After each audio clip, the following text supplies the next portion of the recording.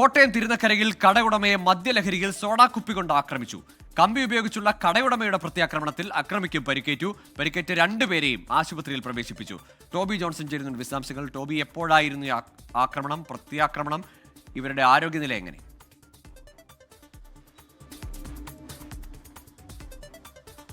ഇന്ന് ഏകദേശം 11 മണിയോടുകൂടിയാണ് ഈ സംഭവം ഉണ്ടായത്. തിരുനക്കര അമ്പലത്തിന് സമീപത്തുള്ള ഒരു വെറ്റ വിൽക്കുന്ന ഒരു കടയുണ്ട്. ആ കടയുടെ ഉടമ രാജു ആണ്. ആ രാജുവുമായി ഈ അക്രമി വാക്കുതർക്കത്തിൽ ഏർപ്പെടുകയും ഈ സോഡാ കുപ്പിയും അതുപോലെ തന്നെ കല്ലും കൊണ്ട് ഇയാളെ ആക്രമിക്കുകയും ചെയ്യുകയായിരുന്നു.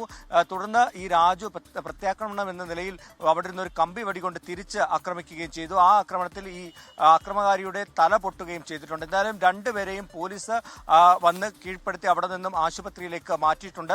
സംഭവത്തിൽ കേസും രജിസ്റ്റർ ചെയ്തിട്ടുണ്ട്. ശരി, ടോബി ജോൺസൺ ആണ് വിവരങ്ങൾ നൽകിയത് കോട്ടയത്ത് നിന്ന്.